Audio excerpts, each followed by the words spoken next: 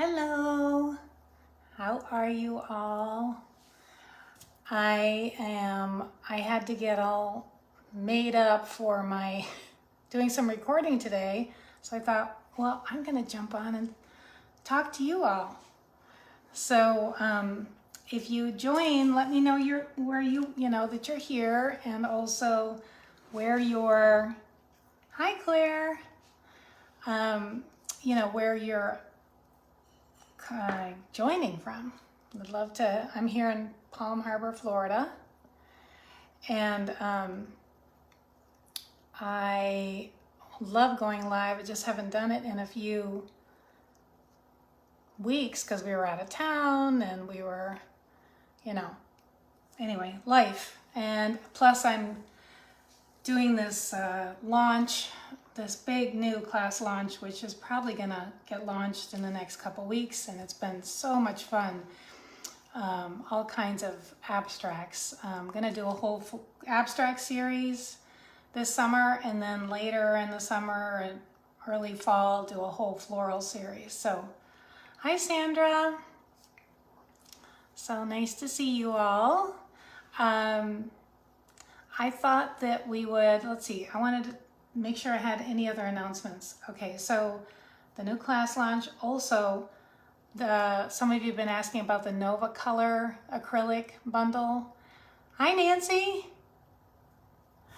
And the Nova Colors are some acrylics. Let me just grab a couple jars that are made in California, and they can't be bought at stores, but the quality is really good for the price.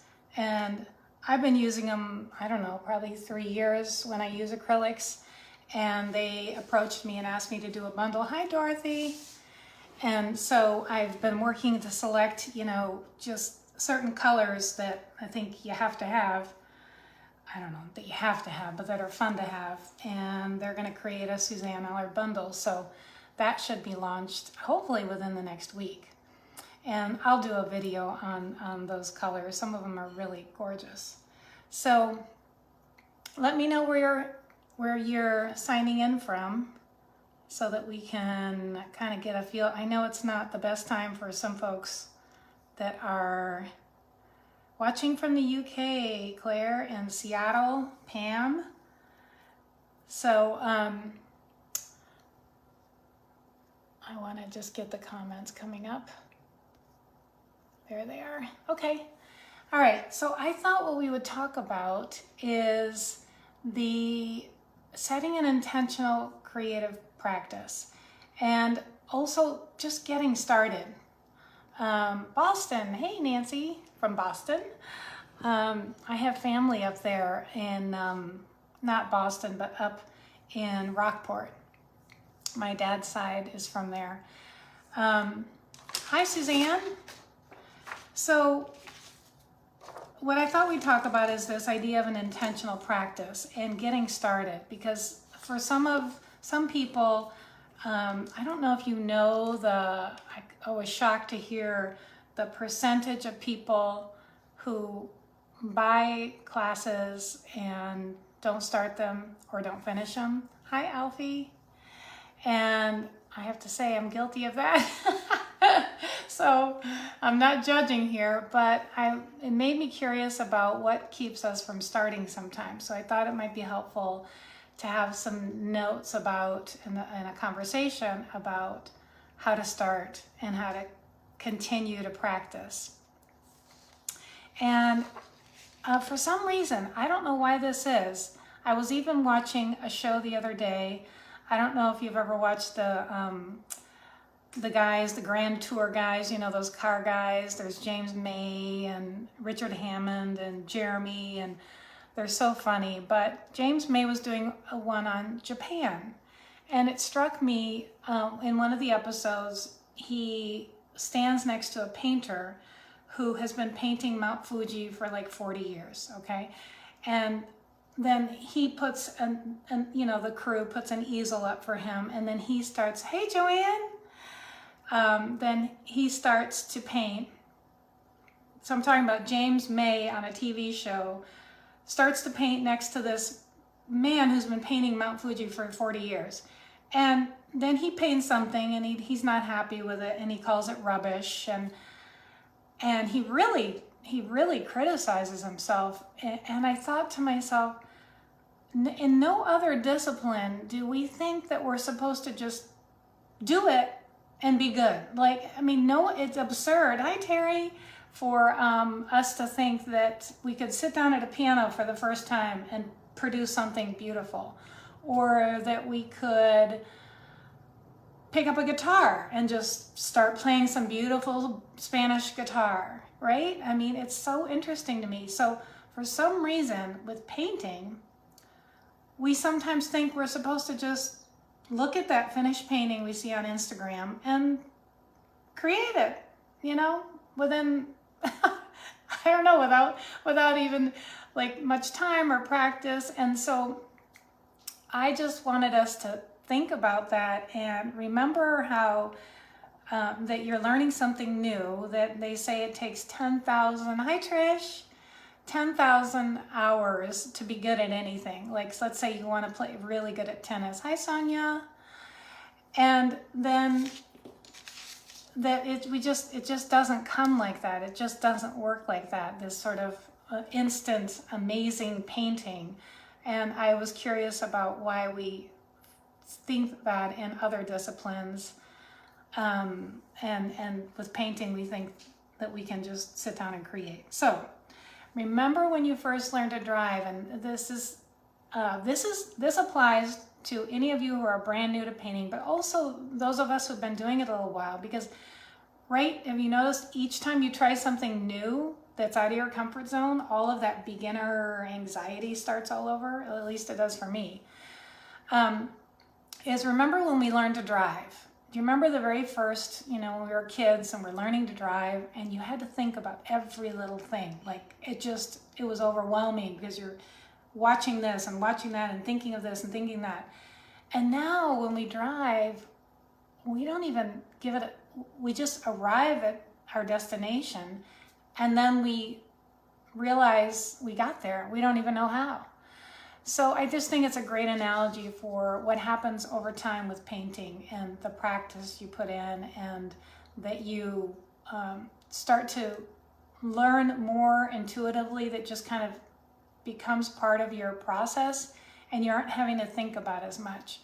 So all this to say, it's normal when you start, whether you're starting fresh as a painter or just starting doing something new as a painter, to feel uncomfortable, to feel like, you know, nothing comes naturally, to feel like it's a challenge.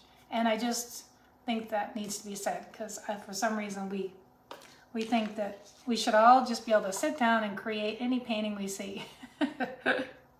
So when it comes to, hi Hannah, and I'd love to hear what's helped you get started. If you'll put that in the comments, then I can, you know, we can talk about that too. I think it really helps to set a goal for either a per day or per week, or even to say something like, I'm going to give this 30 minutes a day. Hi, Debbie. And I'm going to do it 30 minutes a day for a month. Or, you know, maybe with your vacation schedule, you could only do 2 weeks or 10 days or anything. But something intentional so that you give yourself that time. And it's also, these are just a list of tips that I collected. It can really helpful to even set a timer for that time. So it's 30 minutes and I'm going to have a learning session for 30 minutes. I'm going to do something, even if I don't feel good, and we'll talk about the things you can do. And set a timer, you know, set your phone, or just to keep you engaged. And another tip is, so people ask, well, how much are you sort of trying to let things happen versus thinking about painting? Hey, Elaine from West Virginia. I used to live in Virginia. And Angie from Texas. Sonia from Copenhagen. so glad you're all here. Okay, so thinking and painting. They're kind of two different processes. So I want to share how I do it. So I think about painting a lot. I think about creating pretty much all the time, in the sense that I'm either looking around and seeing things that could be inspiration, or I'm just thinking about color or seeing things. But when I sit down to paint and I've got some colors and I've just got a general idea of what I want to do, I try to suspend the thinking for that time. And, you know, just put down color and try to kind of maybe even move quickly and just kind of see what happens. And then I stop whenever sort of that energy runs out. And then I think, you know, okay, what do we have here? You know, like, I think I made this, maybe this was just putting down a bunch of color when I was looking at the Nova colors. So I didn't think through this, I just put down color. And then afterwards, you step back and think and go, oh, okay, I wonder where this is going. What do I see here? And what do I want to do next? Okay, well, I see that, you know, there's a lot of saturated color in this. So I think it needs some neutrals. And I see some shapes emerging. So maybe I'll play with these and then go back into that painting mode where you're not thinking again. Do you see what I'm saying? Hi, Jeannie. And so you got to go back and forth. You know, you're not staying in one phase or the other. And I'm not saying this is the right way or the only way or anything like that. Everybody develops their own practice. Hi, Sandy from California. Hey, Sarah. So it's kind of that going back and forth. Creating with suspending thinking, and then pausing and thinking about where to go next, and then going back in, and just, you know, that's kind of, I find that really helpful and not stressful, because it's hard to think while you've got that paintbrush in your hand. I think it's just too much. So that's point number 3. Don't think while you're painting. Think after you've painted. Also, you know, I love that studio time, and I'm going to call it that, hey Leslie, whether you have a studio like this, which most likely you may not, and I certainly didn't for the first several years, but this is a bedroom in our house that I took over, but I was at the kitchen table. So when I say your studio space, I mean whatever space you're creating in. Okay, hey Mary, that is like your special space. It is one of the few places in the world, in your world, in our world, where we get to do whatever we want. Nobody's telling you what to do. Nobody's telling you how to do it. I mean, how great is that? You know, it's your world. And that alone is a reason to set an intentional practice. Hi, Susan. Is having this little world where you get to decide everything and kind of be your own boss. Hi, Denise. So think of it that way. This is your place, your special place and time where it's all yours. I can't think of really anything else in my life that's like that. You know, for making a meal, it's for somebody else, or we've got somebody else's opinion on even where to go to dinner. You have to consider somebody else's opinion. So take advantage of creating that little world for you in your studio space. Again, that can be just a spot on a kitchen table, but for that moment, for that time, it's yours. Also, another tip is hi, Leslie. We're talking about, just to recap, good morning, Denise. We're recapping on how to create and develop an intentional creative practice. Think of it as a learning session. That really helps reduce the pressure too, because you know I'm about bringing the stress level down with creating, because If our stress level and anxiety is high, guess what? We don't create. We don't do it. Or we force ourselves to do it, and then the next day we don't want to do it because it was too painful. So I'm all about bringing that down, making it fun. And so think of it as a learning session. It's just a learning session. You're going to learn something in 30 minutes. You may learn what colors made mud that day. That's a great thing to learn. You may learn that this brand of watercolor paper you don't like as much as this brand. You may learn that you're never going to work with a cheap brush again. Or you can do what I do. I have my cheap brush container. These are for when I'm scrubbing and I don't need a good brush because I'm just putting on color and scrubbing. And then I have my good brush jar, and that's blue. I have decided to color code them because for months I would mix them up, and that's really helped me. A little tool like that. You may learn a new color that you like.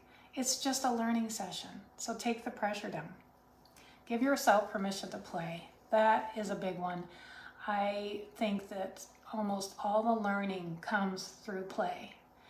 And there are so many things you can play with. So many of you are in the group. You know, you'll play with mark making, backgrounds. Aren't those fun? And there's no, hi Eileen. There's just no, there's endless things you could play with. Surfaces, colors, shapes, textures, different types of pens and what pens can do, right? So give yourself permission to play. You can call it a play session or a learning session. And should you, I think someone mentioned learning to get past a sense of guilt at indulging oneself in this kind of creative play.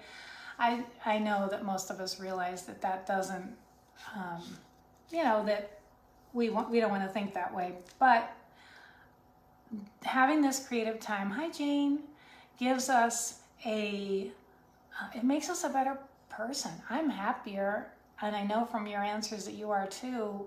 We're more patient, maybe we're kinder, we're more confident when we have that time and that creativity, that time for ourselves.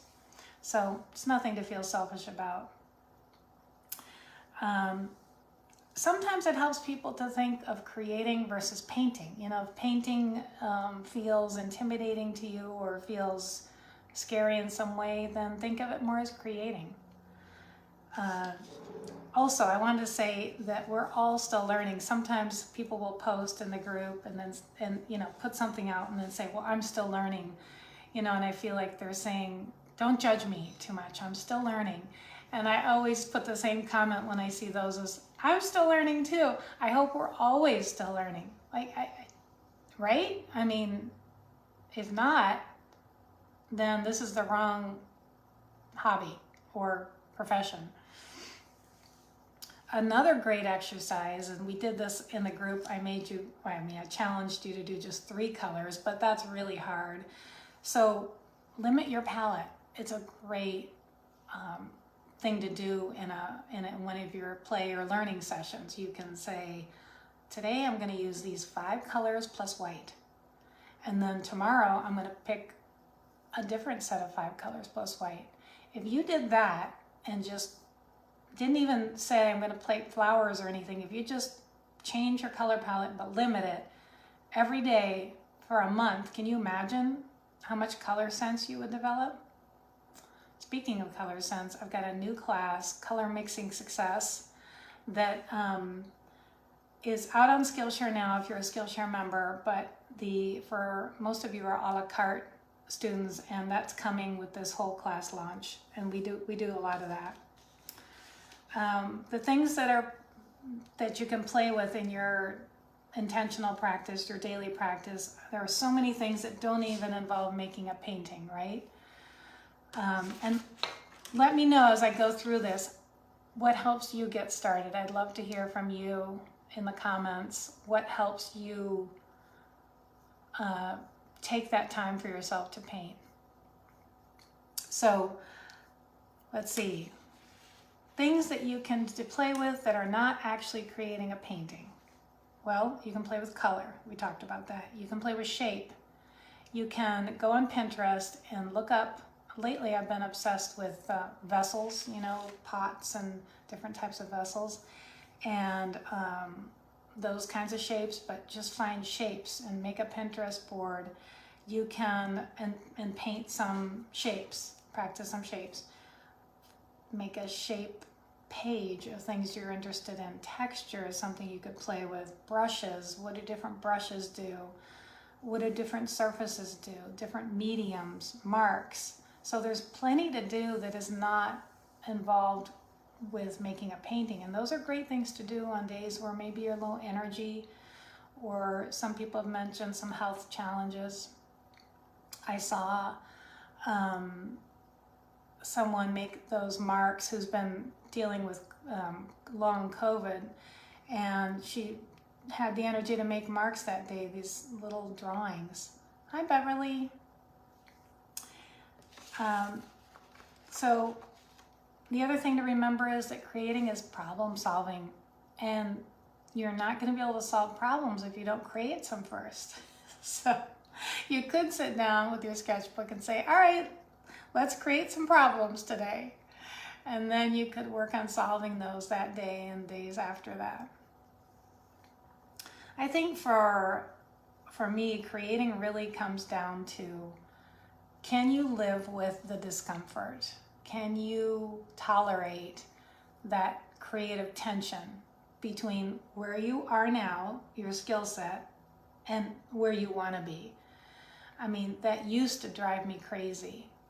The gap isn't really any smaller, because the more skills you acquire, the more you select things that you want to create that are maybe more complex. But how I deal with it has gotten so much better. I used to look at, seems like the artist that I loved on Instagram, and I'd be inspired, but I'd also be sort of devastated. You know, I'd think, I don't know how I'm ever going to get to that. You know, where I am now to where they are. I mean, I don't know that I can.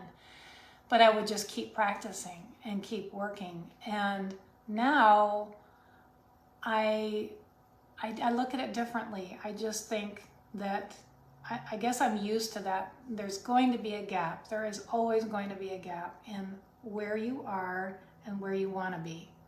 And so learning to live with that discomfort, I think, is what it means to be a creative or an artist. And then you have successes sometimes. You know, you have that, yay, I did it, or I got closer, or this one little piece I'm excited about. So anyway, those are my kind of thoughts on developing an intentional practice. And I'd love to hear in the comments as you watch this and watch the replay, what helps you get started? What helps you feel like you get past that resistance? Because we all have resistance. That's talked about in that book that's in my resources on my website, where I have supplies and then links to supplies. I also have links to books. One of the books is The War of Art. And it's really about dealing with the resistance that we all have. It's fabulous. So, hey Hillary, that's all I wanted to talk about today. I wanted to make sure that I shared with you the new classes that are coming, the setting up an intentional practice, and yeah, I just missed talking to you all because it's been a couple of weeks. So I'm hoping to get a new newsletter out too next week, maybe talking about this topic. So look for that. If you haven't signed up for my newsletter, you can do so on my website. I hope you have a wonderful, creative weekend. And I am so thrilled with how you all support each other and love on each other in the group. It's just fantastic. And I think of us all over the world lifting creative spirits, and not to get too woo-woo, but you know, that's a beautiful thing. And maybe it makes the world a better place in some way. At least it does in our own little world, right? So thank you and be well. Bye-bye.